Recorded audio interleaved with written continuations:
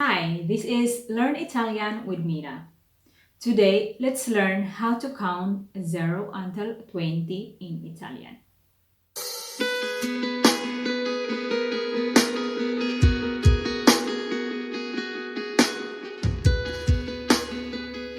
So, to learn any language or to speak any language, it is very important that you know how to use numbers.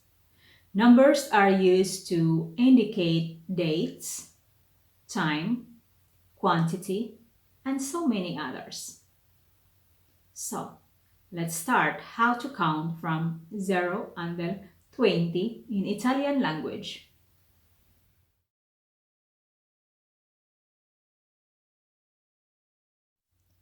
Uno, uno, due, due, tre, tre, quattro, quattro, cinque, cinque, sei, sei, sette, sette, otto, otto, nove, nove, dieci, dieci.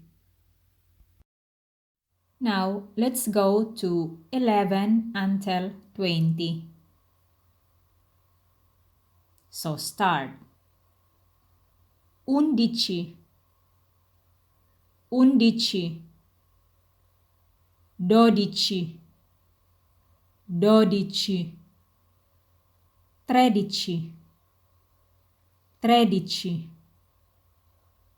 quattordici, quattordici,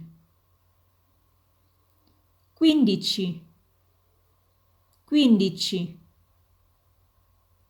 sedici, sedici,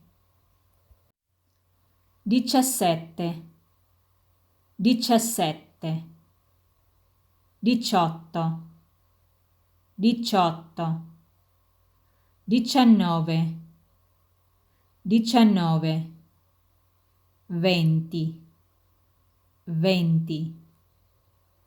Okay, so I hope you enjoy learning the numbers in Italian. If you want to repeat this lesson, just watch this video over and over again. Ciao e arrivederci.